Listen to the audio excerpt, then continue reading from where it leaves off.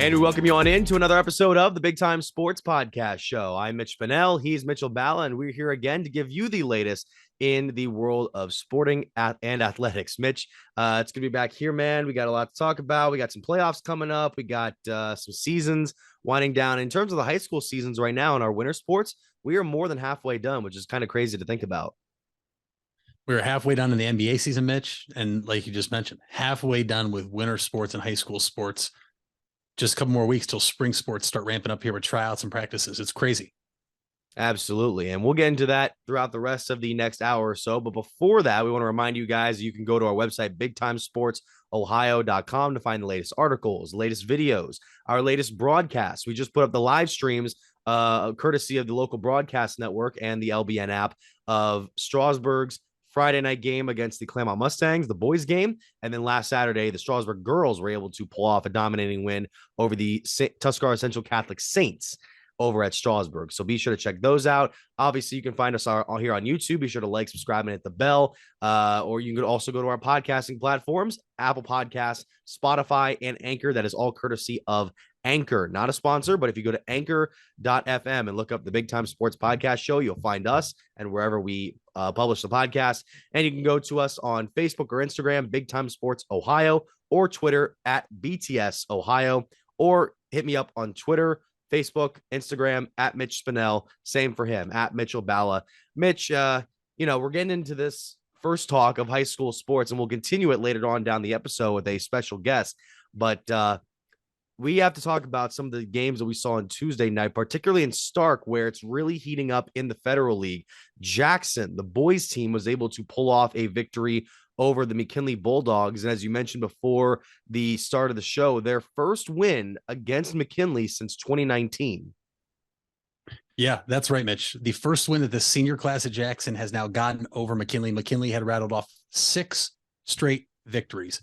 I got to catch up with head coach Andy Velakovich of McKinley before the game, and I asked him, one of the questions was, Coach, what is it about Jackson? What is there a secret recipe? Is it going on the road? What is it? And he said his players just know they have to get up for a game like this. And last night, Mitch, for about 28 minutes, McKinley was doing what they had done the past 3 seasons, and it looked like they were going to come on the road and knock off Jackson. Jackson dug deep late.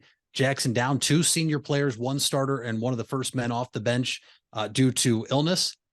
And Jackson turned to the young guns. Kyle Monterubio, Mitch, the sophomore, with 20 points. He was the Big Time Sports iCryo Stone Cold Player of the Game. That was our Big Time Sports Game of the Week for Tuesday. 20 points. Owen Wilbert, the center, who, Mitch, has been phenomenal all year, adds in 18. You look at someone like Anthony Fuline, the junior point guard, getting his first real true taste of being a starter on varsity. And Mitch Finnefrock, another Mitch to add to the mix. Wow. Mitch Spinell, they did not waver. They were down as many as 8 points throughout that game. They came back, and in the fourth quarter, when it got tight, they were able to make some big shots. And really, Mitch, momentum turned when Anthony Fuline had a layup down the lane on an inbounds pass after the basket, tipped by Polar Bear defender Alvin Altman right to Fuline behind the 3-point arc, cashed it in, tied the game up, timeout McKinley. And after that, Jackson was able to hold off the efforts of Trayshawn Foster, who, Mitch, played a magnificent game for McKinley, 23 points, as well as Keith Quincy, Mitch, not one that shoots the ball deep for McKinley, but he had over 20 points as well. It was a phenomenal Federal League basketball game, and a game now that moves Jackson into sole possession of first place in the Federal League. Yeah, especially with one of the games we'll get to here in a second. I mean, it's a tough season for McKinley right now. I don't think they're accustomed to this slow of starts. Not even a start now. We're more than halfway done with the year. They're 5-5 in overall play, 3-3 in Federal League play.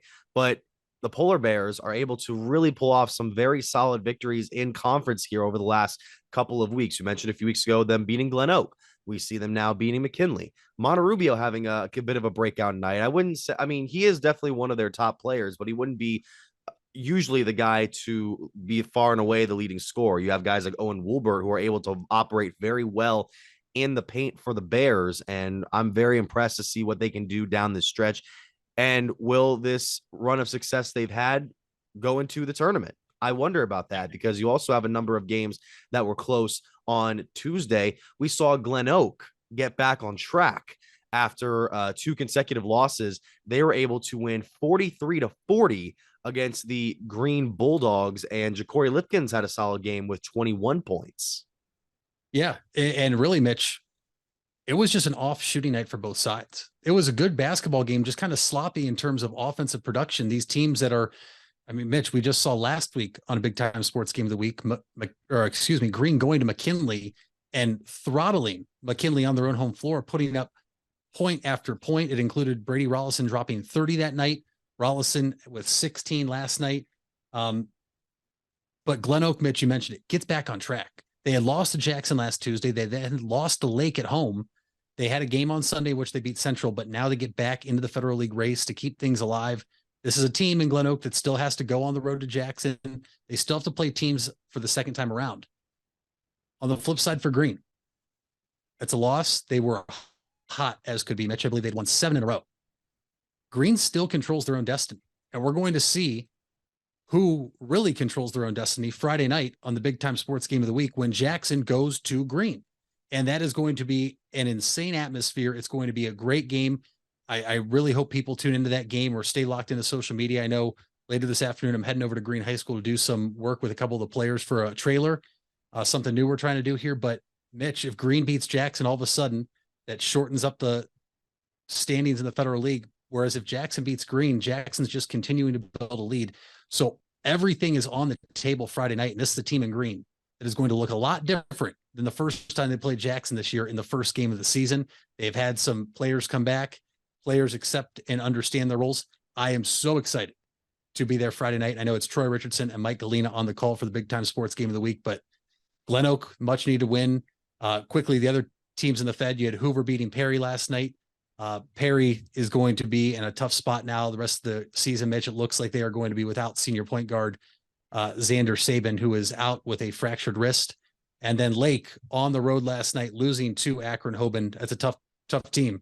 But the loss doesn't hurt Lake in terms of Federal League standings. They're still up in the top 3 in the Fed. That's really tough for the Panthers because I saw what Sabin was able to do in his time at Tuscarora Central Catholic. And, you saw a great performance from Joel Brown in that game with 22 points.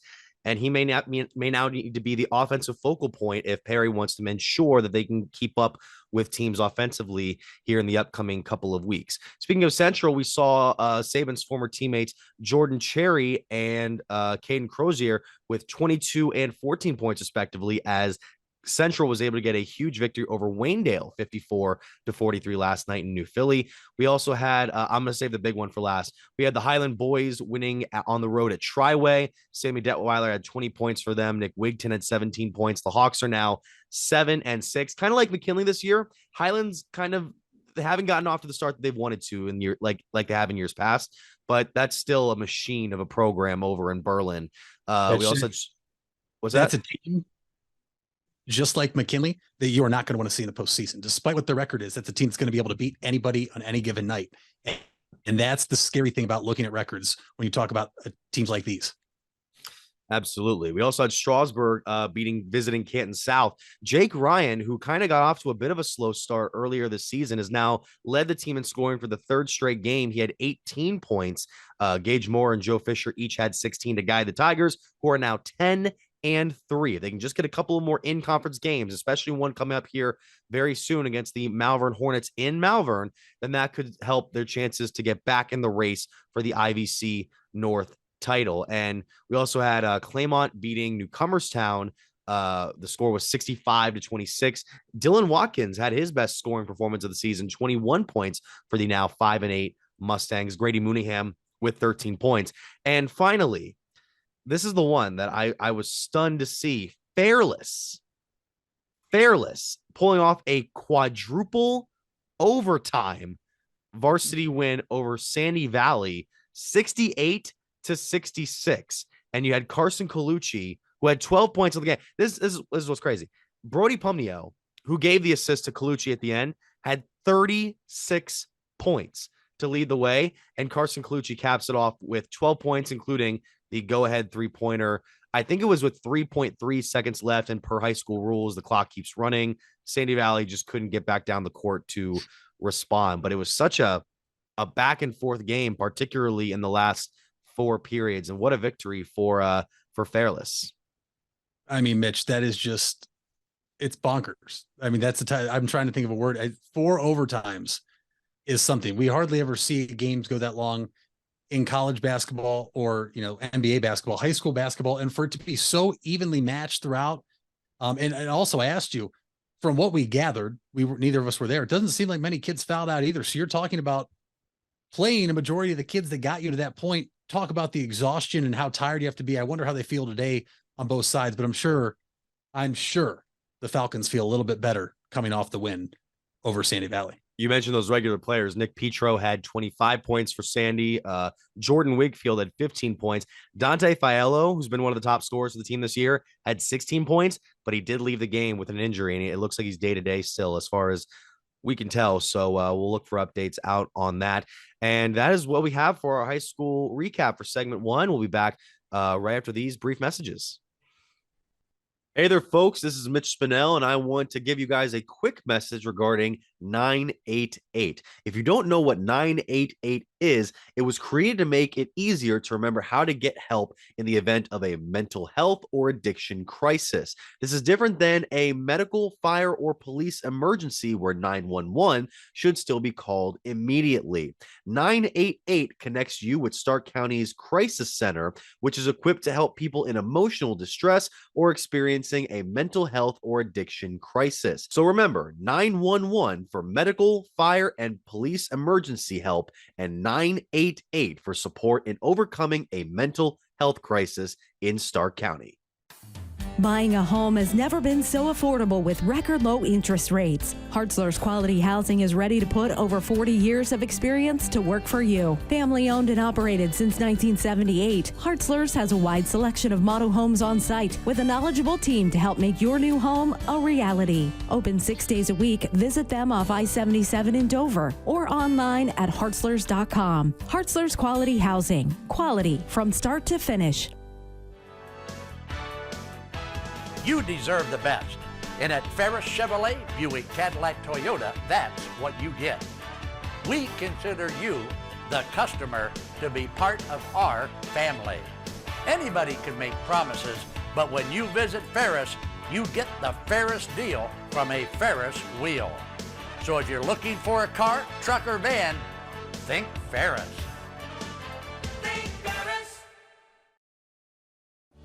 You invest a lot in your home and vehicle purchases. Van Nostrand Young and Associates want you to feel secure should anything happen to those investments. We partner with providers like Grange Insurance and other industry leaders to be sure you're presented with the most complete coverage to fit your needs. Because we're not only here to protect the items you invest in, we're here to protect your future as well. Call Van Nostrand Young Insurance in North Canton at 330-497-1867. We all have 206 things in common. Our bones keep us up and moving. And we at Cleveland Clinic Union Hospital care about every single one of them. From the tip of your finger to a brand new hip, our orthopedic experts will keep you going while keeping you safe. For every break and breakthrough, for every bone and joint, for every care in the world. Get the care you need when and where you need it. Visit unionhospital.org. When others treat your fries as an afterthought, all you're left with are cold, soggy fries. That's why Wendy's new fries are ones you won't forget, guaranteed to be hot and crispy, or we'll replace them. We're talking natural cut, skin-on fries, perfectly seasoned with a hint of sea salt. In fact, they're even preferred almost 2-to-1 over McDonald's. These are fries so hot and crispy, they beg a new question. What would you like with your fries? Try them today, only at Wendy's. At participating U.S. Wendy's, taste preference based on a national taste test by an independent research company. And we're back here on the Big Time Sports Podcast Show. Mitch Spinell and Mitchell Balla. It's now time for a new segment in which we go over wild card weekend here in the NFL. We are officially at playoff time. The NFL regular season is done. For once, we won't be this episode, for the first time in 4.5 months, we won't be talking Browns. We'll be talking about these qualifying teams here in the AFC and NFC playoffs, trying to make it to Super Bowl 57. So, Mitch, let's get right into it, man, because we have a number of matchups to get to. We start off usually in the AFC, so that's what we're going to do. Very curious to see some of these matchups here that we kind of touched on on Monday's episode. So we have here the Chargers at 5th, the Jacksonville Jaguars at 4. So Jacksonville, with their record, gets to host a playoff game. You have 6th-ranked Baltimore returning to Cincinnati to take on the 3rd-ranked Bengals, and the 7th-seed Miami Dolphins take on their AFC East counterpart, the 2nd-seeded Buffalo Bills. And Mitch, I'm going to start off with that game right there. Yeah. Because we just got word about within the last hour that Tua Tagovailoa will not be playing in this weekend's game as he is still under the concussion protocol. It looks as if Skylar Thompson is going to be active for the Dolphins under center. I'm curious to see if anybody will think that Miami has a viable chance in this game. And I can't say it's a guarantee that Buffalo is going to win, but I want to get your thoughts on it. Oh, Mitch, if you asked me to put down all my money on one team to win this weekend, it would be the Bills. I don't think there's any shot that the Dolphins can beat the Bills this weekend in Buffalo. The line has already moved after the announcement earlier today that Tua is out, and it will be Skylar Thompson starting, the rookie. It is now a 13-point spread, according to Caesars Sportsbook. The Bills are favored. I just don't see, one, how the Dolphins can keep up with the Bills, Mitch. The only way the Dolphins are going to be able to stay in this game is they're going to have to play a boring style of football, which for Dolphins players, team, and fans, that's fine. You want to win this game at any way you can. It's going to have to be taking the play clock down early on in the first quarter and trying to control the time of possession and limiting how much time Josh Allen and the Bills get with the football. And not to mention, Mitch, you thought it was very emotional last week in Buffalo. We'll have to wait and see. But word this morning, Damar Hamlin has been discharged from an area of Buffalo hospital, Mitch. He is, as far as all the tests show, he is okay. He's going to go home and still do everything needed to do. But there's already talks that he will now be in attendance at the game on Sunday. It's going to get very loud in there. If that is true, we can't confirm that yet. Just, obviously rumors coming out. If that's the case, Mitch, I don't see a way the Bills possibly lose that game. Would be a great sight to see, especially with what we saw in last Sunday's game against New England, where you take the opening kickoff back and it felt like something that you couldn't write in your dreams, but that was the way it was. And then another kickoff as well. The Bills did activate the practice window for Micah Hyde and Jamison Crowder. However, the two are not expected to play this week. They could be back if the team, if they were to take on, I would assume, it would be the Bengals. Should the Bengals win? Yes, that would make sense. Yes. Okay. So then we would have that game between the Ravens and the Bengals. Bengals got up to a big lead last week before Baltimore made it kind of a game, even though I don't know if Cincinnati kind of just packed it in to try and ensure their safe victory to get their players out. But it's an interesting matchup. It doesn't look like Lamar Jackson's going to be back again. And I don't know what's going to happen to the Ravens after we got that word yesterday with Roquan Smith getting this massive contract. There was I can't remember which Twitter account it was. It might've been Bleacher Report, who had this little line of like, Smith handled all the negotiations himself. And it felt like that was tacked on to, I can't say it was against Lamar Jackson, but that just felt like, it was Ian Rappaport. Rappaport. Yeah. I have it right here. And let's just talk about that quickly, because as you mentioned, it is not certain Lamar Jackson's going to play. He still has not practiced yet this week, Mitch. And even if he does play, he hasn't played in weeks. So you want to talk about rust, hasn't practiced in weeks. I mean, what is the chemistry going to look like? But the Ravens did agree in principle with all-pro linebacker Roquan Smith, now the highest paid at his position in NFL history, with a 5-year, $100 million deal, $45 million fully guaranteed, and $60 million in total guarantees. The first off-ball linebacker in NFL history to get $20 million per year, and he represented himself. Why is that mentioned? Lamar Jackson is represented himself in contract negotiations with the Ravens. I agree with you, Mitch. I feel like that one was kind of thrown in there at the end. Is that a slight at Lamar Jackson? Obviously, we're never going to know. And as much as we think that Lamar's not going to play, the Ravens can franchise tag him for 2 more years. But just an odd scene. And even if Lamar plays, Mitch, I just think there's so much question around the Baltimore Ravens right now, Yeah. around the front office and Lamar Jackson, that it's become a huge distraction. You hear Harbaugh getting almost annoyed having answered the same questions every day. Harbaugh doesn't deal with contracts, Mitch. I believe that's what a general manager in a front office does, not a head coach. And he's starting to get annoyed. I don't see a way that, as much as I want to talk myself into it, I think the Bengals continue to roll and they win their 9th straight game and they knock off the Ravens. Yeah, they're probably going to win, and I think Baltimore's going to end up using the franchise tag on him in the offseason. So that's what it's going to be. Now, what happens year after that, we don't know.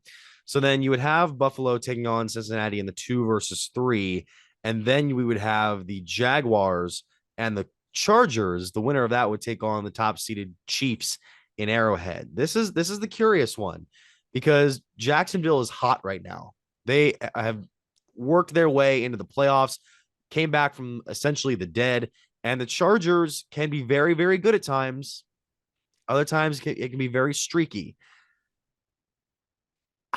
This is a very tough one. I could easily see some people taking Jacksonville in this one, even though I think the Chargers might on paper be the better team. I agree with you. And just to prove that I agree with you, we all selected the Chargers to win in week 3 over the Jacksonville Jaguars in LA when the Jaguars went into LA and beat the Chargers. So that's one thing. The Jaguars already have confidence. Now you're talking about a team coming out to the East to play you in your home stadium, where that place is going to be electric. Finally, Jacksonville host a playoff game, I believe, since 2016 was the last time they did, or maybe 17 with Blake Bortles and that whole crew.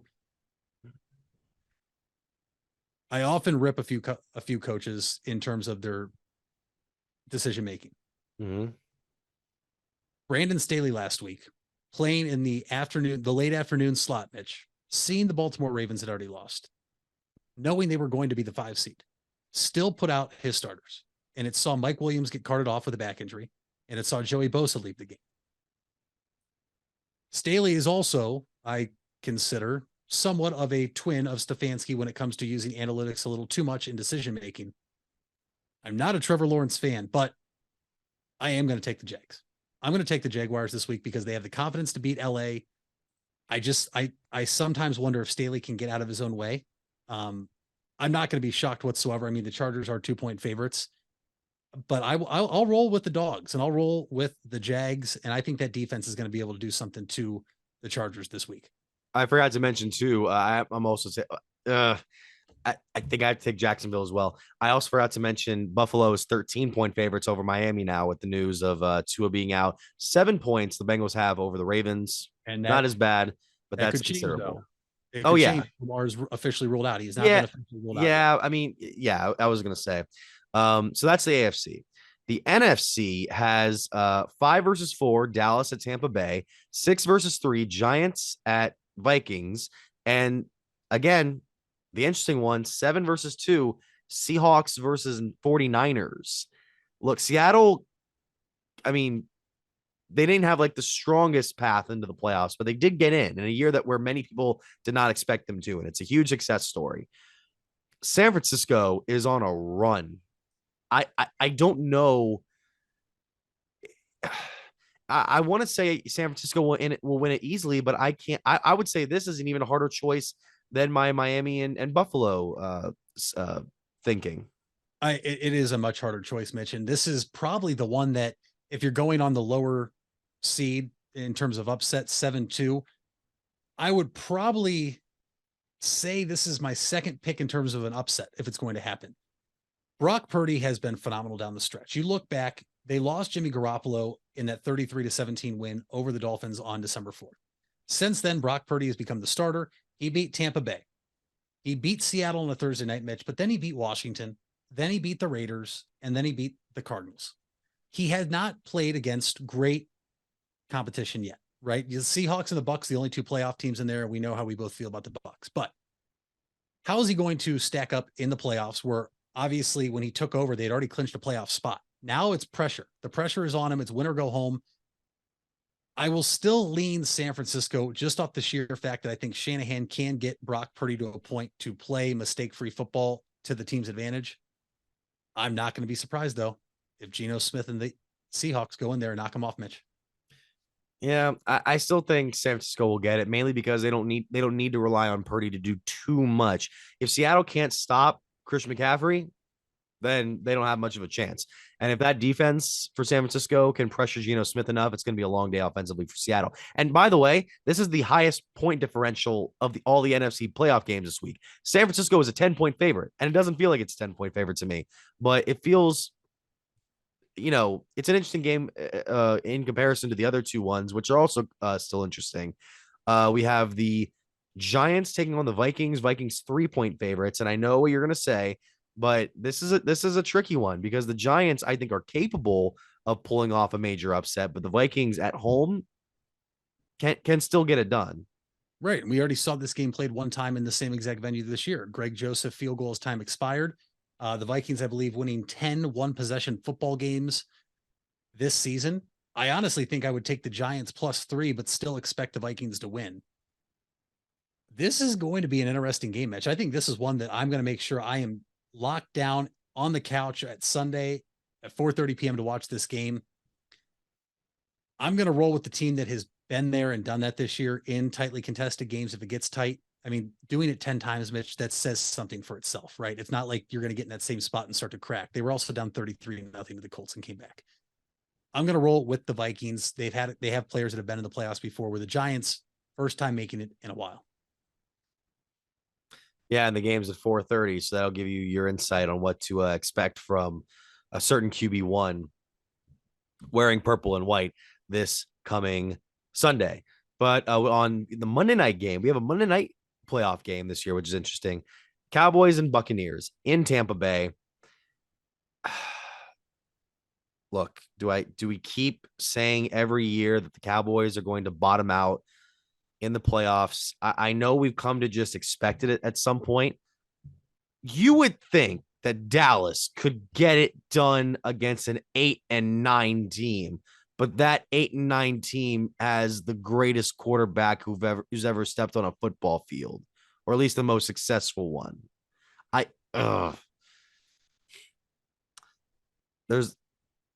I'm really struggling here, man. I'm really struggling to decide between these two.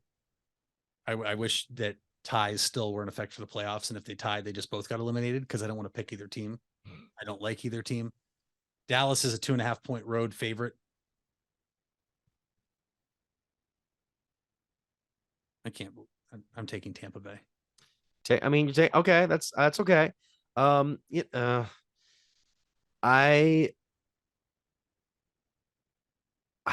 think I might have to go with Tampa Bay. And the reason that I'm picking Tampa Bay is because the Cowboys really struggle, not just at home in playoffs, sometimes on the road, especially. They've lost 8 consecutive playoff games on the road. The last quarterback they beat in a road playoff game was Steve Young during his end of his tenure with the 49ers. This season alone, the Cowboys only lost 1 game at home. They were 4-4 away from AT&T Stadium. So, yeah, I think Tampa Bay wins it. I could easily see them winning it in a game where it's like 14-9, and Brady just engineers a drive in about 1:46 to get the touchdown. But I hate to say it, because I'd like to see Dallas shake it up and maybe become a contender now. I don't know if it's going to happen, so I'm going to take Tampa Bay in this one. I wouldn't be shocked if this game is a shootout in like a 38-35 win for a team. I won't be shocked if it's like something you said. The offenses just can't get going. Brady goes in a game-winning drive. Maybe it's Dak. There's uncertainty now. Jerry Jones is already speaking out about Mike McCarthy's job security as head coach and what the Cowboys are going to do in the offseason. I mean, he's saying obviously his job. Hire Sean Payton. Yeah, exactly. Yeah, his job's safe. His job's safe. Well, we've heard that before, and coaches have been fired before. Okay, enough, Jerry. We know what you do. Tom Brady's just never lost the Cowboys, Mitch. You can't bet. I mean, it's not like his sample size is 2 games. I'm not going to bet against him here. At home, starting to get healthy in terms of players, and he's never lost this team. And you're talking about the guy who's had the most postseason success of all time. I'm not going against it either. So that's our picks for wild card weekend, and I'm excited to see what our picks will be when we come back next week and go over our choices. So we'll take a quick break. When we come back, we'll have a special guest here on the Big Time Sports Podcast Show. We'll be right back right after this. The Furby Electric Supply Company has bright ideas for your home. Save money by converting to energy-efficient electrical products or add ambiance with beautiful lighting features. It begins with a professional consultation and a visit to the Furby Lighting Showroom. Then certified Furby contractors complete your project right and on time. Since 1934, 4 generations have built a reputation of quality and trust, and they offer emergency services too. Just visit Furby.com. That's F-U-R-B-A-Y. The Furby Electric Supply Company. You asked for it and we listened. Buckeye Career Center is now offering Certified Nail Technician as an adult education program. This 216-hour course begins in November and will run Tuesday through Thursday evenings from 5 to 9 p.m. Learn manicures, pedicures, infection control, salon operations, and more. Other part-time certification courses starting this fall include phlebotomy and welding. Call 330-339-2288 to register or visit BuckeyeCareerCenter.org for more information. If you're looking for a new or pre-owned car or truck, why not see the Parkway Auto Group? Parkway is a special group of automotive experts with 8 brands to satisfy your needs. Come see the difference at the Parkway Auto Group on Commercial Parkway in Dover. 8 brands and 1 family. It's Parkway Auto Group. Fall is in the air and part-time career enhancement courses at Buckeye Career Center are on the horizon. Registration is now open for Introduction to Beekeeping, Basic Small Engine Repair, and Sign Language. These part-time offerings run on Tuesday evenings and begin in November. Let Buckeye Career Center help you learn a new skill or advance your current skill set. Call 330-339-2288 for more information or to reserve your seat in one of these or our other part-time classes.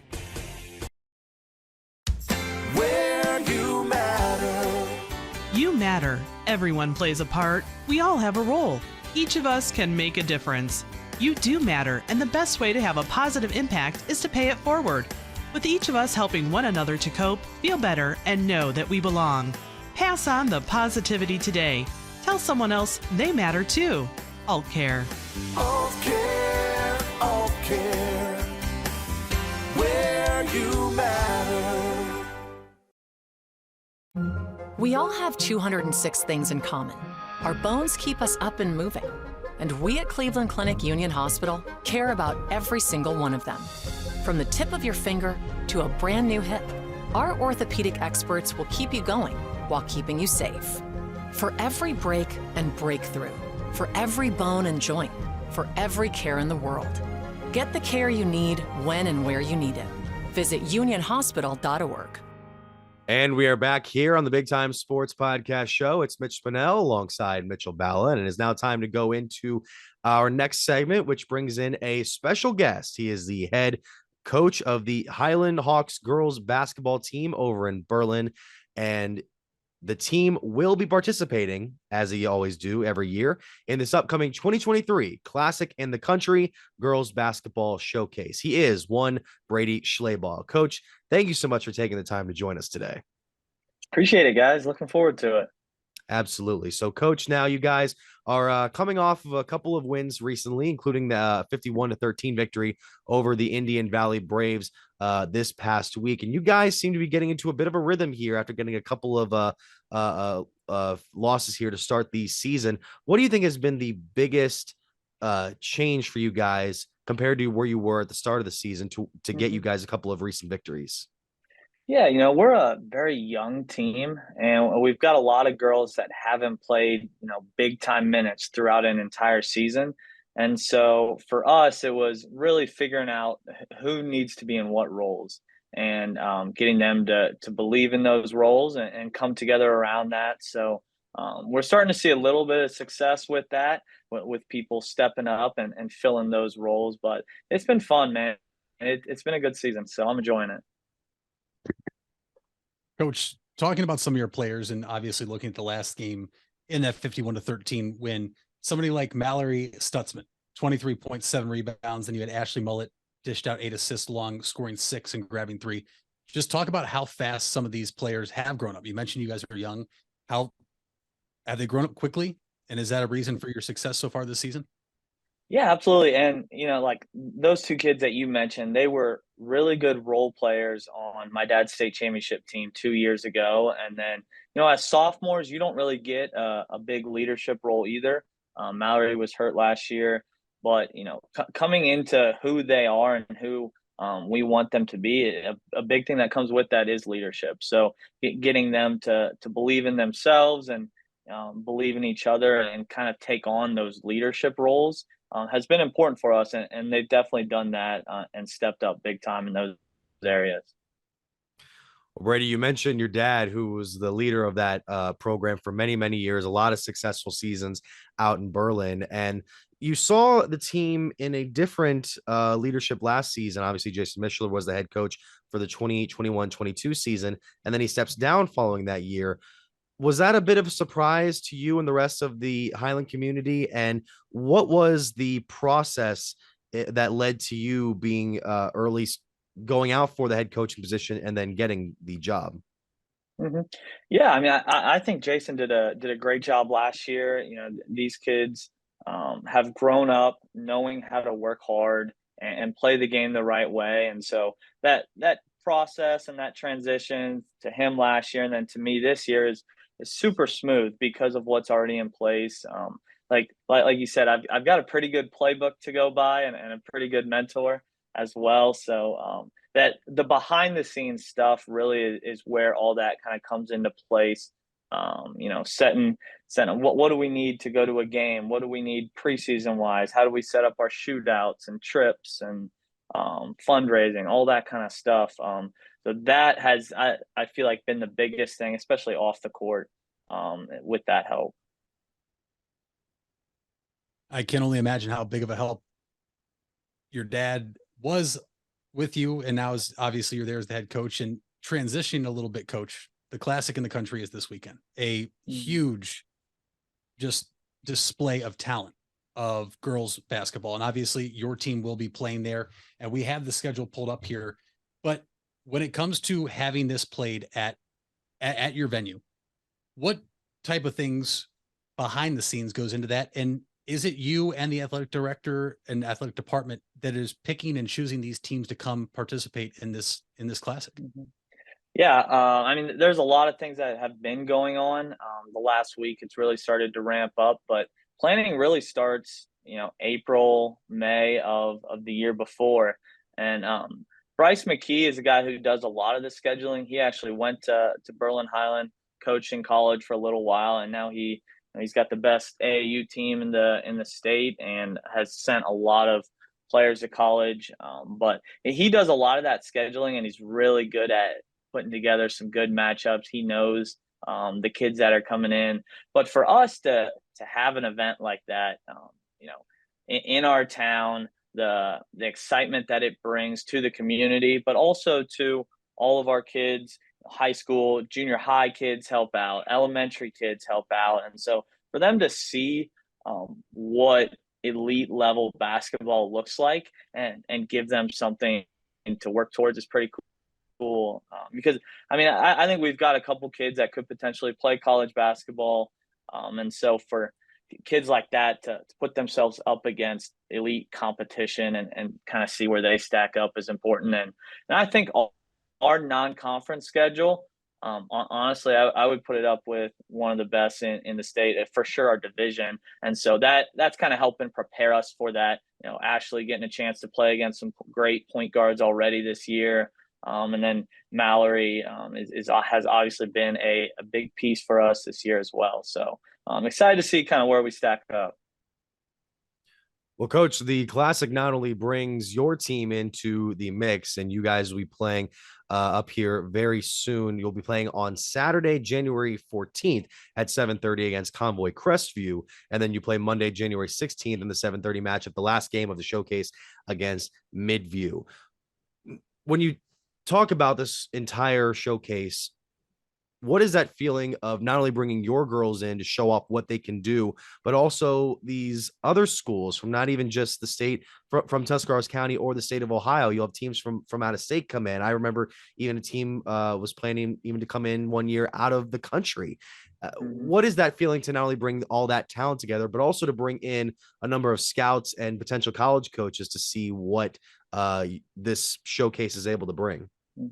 It's really special, especially to be a part of something like that. I've kind of grown up in the landscape of Ohio girls basketball. There's awesome coaches across the state. And so to kind of bring everyone to one spot and get to showcase that. I mean, there's the one game on Monday, Purcell Marion versus Laurel. I mean, Purcell Marion's got she's, I believe, number 3 in the country in the sophomore class, and then Laurel's got the number 1 player in the country in that freshman class. And so that's kind of that next level that you get to see. There's, I mean, the top Division I teams all come, and so it's really cool to see that happen, on your home floor. Stuff like that is pretty cool to be a part of. Coach, obviously I'm up here in Stark County and covering the teams around here. I have covered Jackson, who is a team that'll be playing, as well as Laurel. And, mentioning those 2 teams and some of the talented players they both boast on their roster, I know you have to get your team ready to coach, but is there time that you're able to step aside and maybe sit and just watch as a spectator and take in the different styles of basketball, as well as all the different talent on the court from all these other teams that are attending?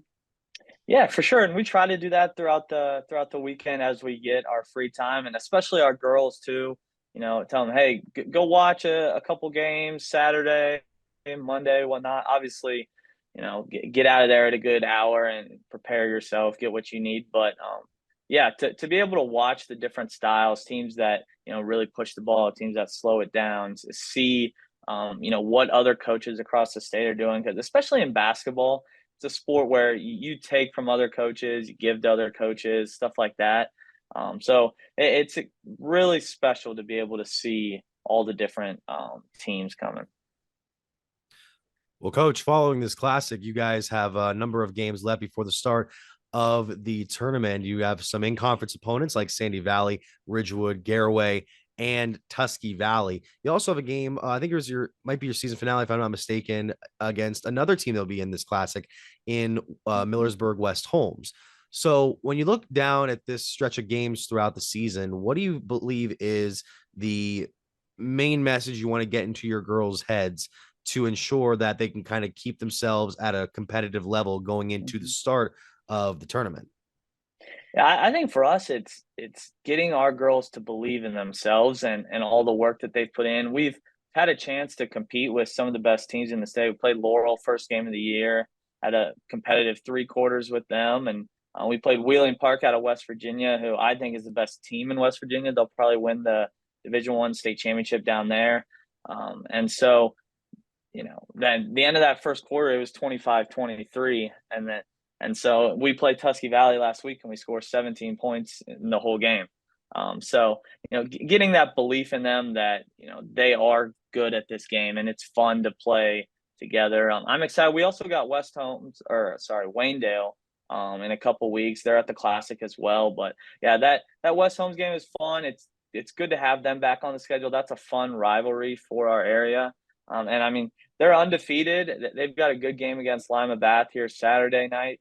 I think if they win that, they'll probably be undefeated when we play them last game of the year. So that'll be a good test for us going into the tournament and a good battle. Coach Brady Schleybaugh, we appreciate you taking the time once again to join us here on the Big Time Sports Podcast Show. And best of luck to you, not only to your team, but the rest of the entire program as they are set to host the 2023 Classic in the Country starting this Saturday at Berlin Highland High School. Thank you so much, Coach. Appreciate it, Mitch. Looking forward to seeing you this weekend. Thank you, Coach. And that is Coach Brady Schleybaugh on the Big Time Sports Podcast Show. We'll be back right after this. Hey there, folks. This is Mitch Spinell, and I want to give you guys a quick message regarding 988. If you don't know what 988 is, it was created to make it easier to remember how to get help in the event of a mental health or addiction crisis. This is different than a medical, fire, or police emergency where 911 should still be called immediately. 988 connects you with Stark County's Crisis Center, which is equipped to help people in emotional distress or experiencing a mental health or addiction crisis. So remember, 911 for medical, fire, and police emergency help, and 988 for support in overcoming a mental health crisis in Stark County. It takes a lot of practice to have a winning team. Albin Title has over 100 years of combined experience handling real estate, title, and escrow transactions. They serve Tuscarawas, Stark, Carroll, Harrison counties, and more. So choose Albin Title for your next home refinance, sale, or purchase. They'll get it done quickly and professionally. Contact Albin Title at 330-334-5800 or visit their website albintitle.com. Let them put their experience to work for you. Hard work is something you're accustomed to. Van Nostrand Young understands that principle. Our access is achieved with organizations like Grange Insurance. Safety and prevention specialists utilize our VanCan assessments process to ensure that you and your colleagues are in the best hands. You want the safest environment for your business, and we can guide you there. Call Van Nostrand Young Insurance in North Canton at 330-497-1867. If you're purchasing a new home, the team at Hartzler's Quality Housing is here to help. Take advantage of record low interest rates to make your new home a reality. Locally owned and operated since 1978, Hartzler's Quality Housing has the experience to guide you through the process. You'll find a wide selection of model homes on site to fit any budget. Open 6 days a week just off I-77. You can also visit them online at hartzlers.com. Hartzler's Quality Housing. Quality from start to finish. You deserve the best. And at Ferris Chevrolet, Buick, Cadillac, Toyota, that's what you get. We consider you, the customer, to be part of our family. Anybody can make promises, but when you visit Ferris, you get the Ferris deal from a Ferris wheel. So if you're looking for a car, truck, or van, think Ferris.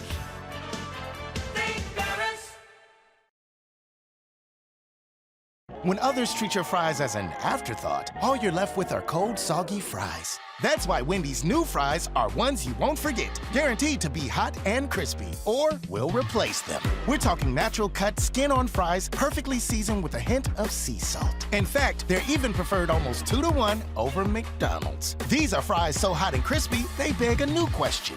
What would you like with your fries? Try them today, only at Wendy's. At participating U.S. Wendy's, taste preference based on a national taste test by an independent research company. And welcome back here to the Big Time Sports Podcast Show. Final segment here. We got some things to talk about. Started off with a national championship game, Mitch, that I held off to the last segment because it was just that poor of a game. Just from the start, Mitch, you knew it was going to happen. You knew Georgia was going to win. I didn't think it was going to be that much, but it was 65-7.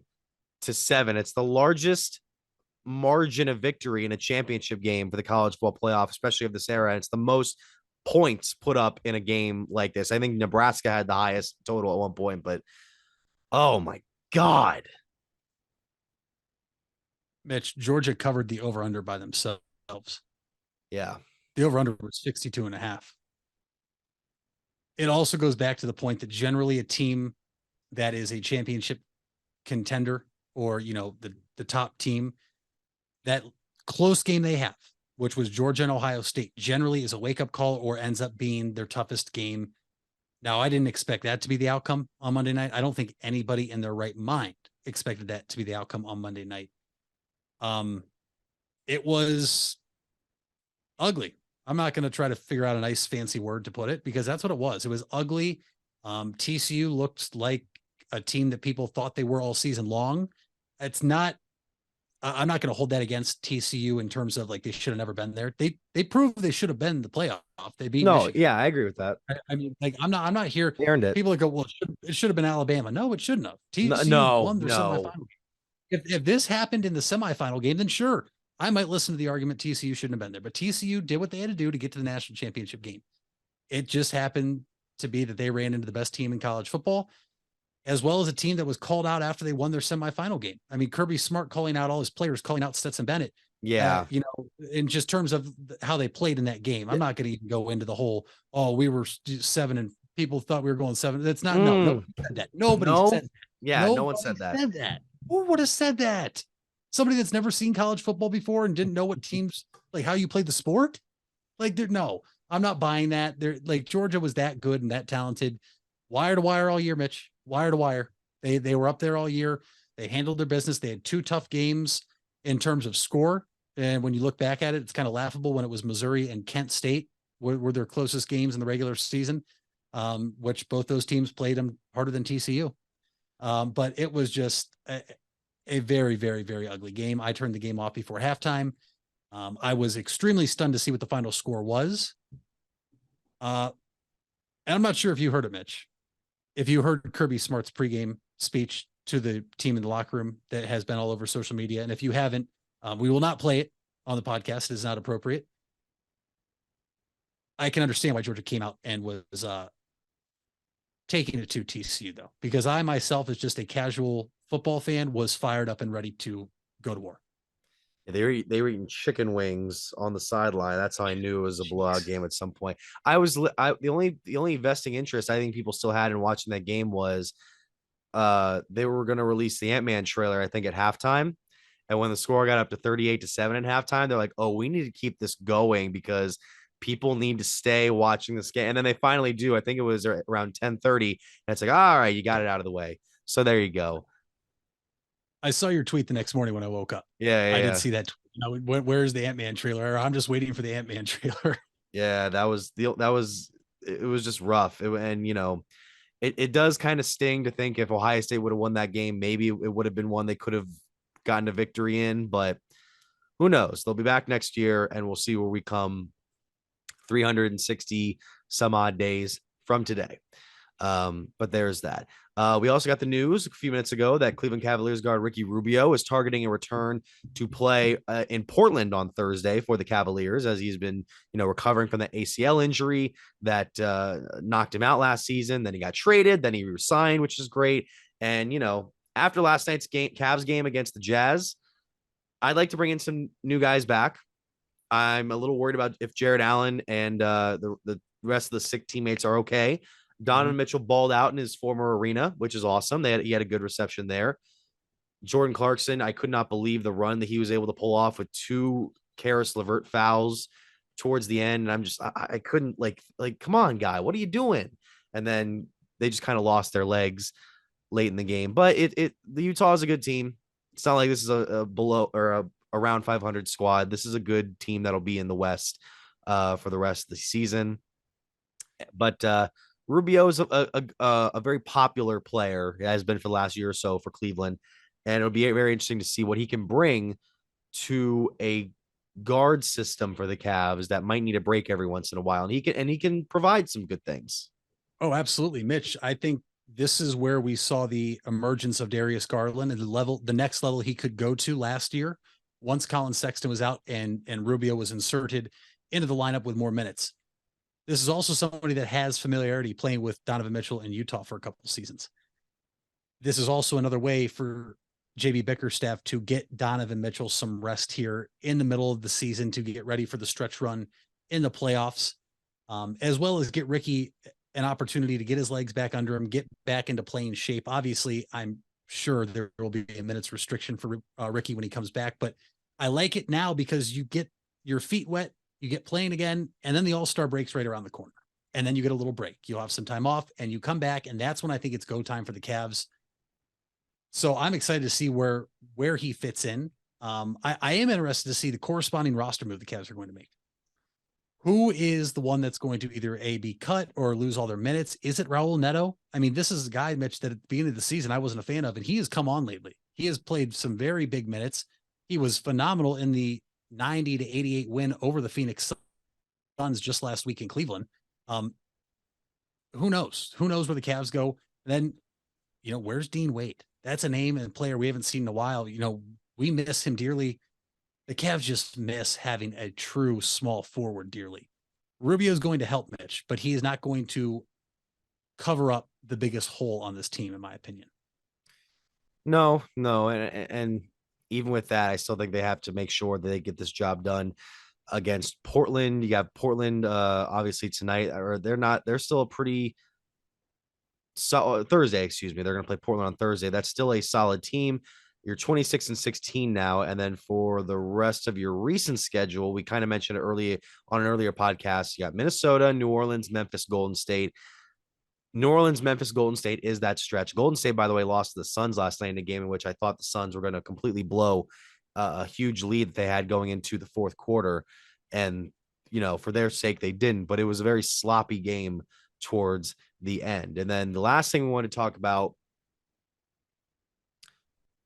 Carlos Correa has signed his third contract of the offseason. Or at least has been offered his third contract of the offseason. I can't say it's for sure. This one seems for official. sure. This is official. According to Jeff Passan that you shared to me this morning, that the Carlos Correa to the Twins, back to the Twins deal is official. He was a Giant. Then he was a Met. Now he's back to the Twins on a deal where it's like 6 years, $200 million. Could max out at 270. This was just a headache a headache that led to a guy remaining in division. And I don't like that. I liked when he was in the National League. I liked when he was off doing his thing. And now he's going to get a reduced deal for what we can see now. Yeah, I agree with you there. Obviously, he is going to. I mean, he's a good player, Mitch. There's no way around that. Yeah. He has flaws to a point to where they could not sign him to major contracts because of an injury bug. Obviously, the injury bug that's preventing him from signing these max deals, or not even max. There is no salary cap. Was an injury he sustained in AA, in which he broke an ankle sliding to third base. There's now a metal rod in there, which he has been said gives him issues. He has lost out over $130 million from his original deal that was agreed in principle with the Giants to where he is at now, signing with the Twins. And what's even crazier is Carlos Correa could have stayed with the Twins, instead opted out and decided to become a free agent. And now here we are. As good as a player as he is when healthy, he doesn't fix all the issues with the Minnesota Twins. Now, he has the ability to be a thorn in the Guardians' side and potentially win a couple games here or there for the Twins with his bat. But the Twins' issues go much deeper than their shortstop. And it primarily is their starting pitching, their bullpen help, and other holes in their lineup. But, I mean, yeah, Mitch, you give somebody a test 3 times, the first 2 times they fail it, you'd have to think the third time he should be okay to pass it. And that's what happened today when he passed his physical. It's mainly the years that I'm focused on more so than the money, because $200 million is still $200 million, potentially 270. The original deal was for the Giants, 13 years, at least a decade. Mets, similar thing. This one only 6 years. So when Correa, I mean, how old's Correa now? 29. Carlos Correa age, if I look this up here, like I do with my computer, Carlos Correa age is 28. So you get to the end of that contract, you're 34. That's 34, 35. These days in baseball, it seems like it's ancient, depending on who you are. But yeah, who knows if he can warrant another deal by the time he reaches that stage of his career. And I guess with well, really quick before we go to the intro or outro, you sent me that link to the Carlos Correa thing, and I went into my Twitter DMs and I went to go send this GIF of, or not even a GIF, it's a video of a clip from The Office of Michael Scott looking to one of his employees and going, "Hey, shut up." And what I didn't realize was I accidentally sent that to another direct message chat to another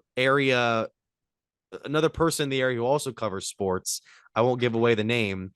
And it was out of nowhere. His last message to me was on Monday, and all he sends me back is, "Haha." And I said, "Oh, wow, I am so sorry. I did not mean to send that to you. That was for another chat." So that's me sending people unnecessarily mean, out of nowhere memes at 10 o'clock in the morning on this Wednesday. And that is all the time we have here on the Big Time Sports podcast show. Of course, we talked about before, Apple Podcasts, Spotify, SoundCloud, here on YouTube. Be sure to like, subscribe, hit the bell. BigTimeSportsOhio.com. At Big Time Sports Ohio on Facebook and Instagram, at BTS Ohio on Twitter, at Mitch Spinell, at Mitchell Balla. Mitch, what is our fact of the day? Well, there is not one letter Q in any U.S. state name.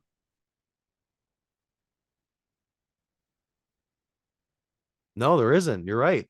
Is there one with X in it? I feel like there wouldn't be. Pennsylvania. New Mexico.